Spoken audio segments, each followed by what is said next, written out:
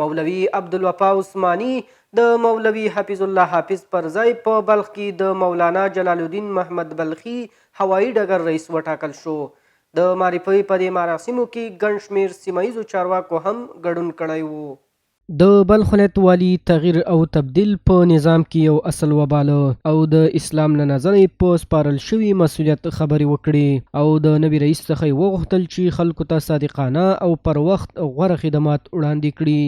یعنی د اسلامي امارت په چوکاټ کې تغییر او تبدیل دا د اسلامي امارت یو اصل ده او الحمدلله د اسلامي امارت مسؤلینو دا ثابته کړې ده چې د موږ تاسې په جهادي بهیر کې د امیر د اولوالامر اطاعت په شرعي امورو کې دا یو لازمي امر ده.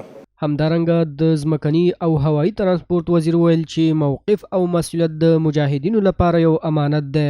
باید مجاهدین په دې سپارل شوي امانت کې بېغوري ونه کړي.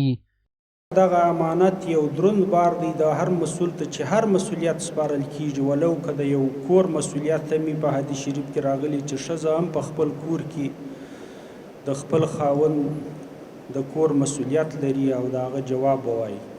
د مراسمو په پای کې نوي رئیس ټاکل کېدو په تړاو د اسلامي امارت رهبر شیخ مولوي هیبت الله اخندزاده لیکلی فرمان هم ولوستل شو.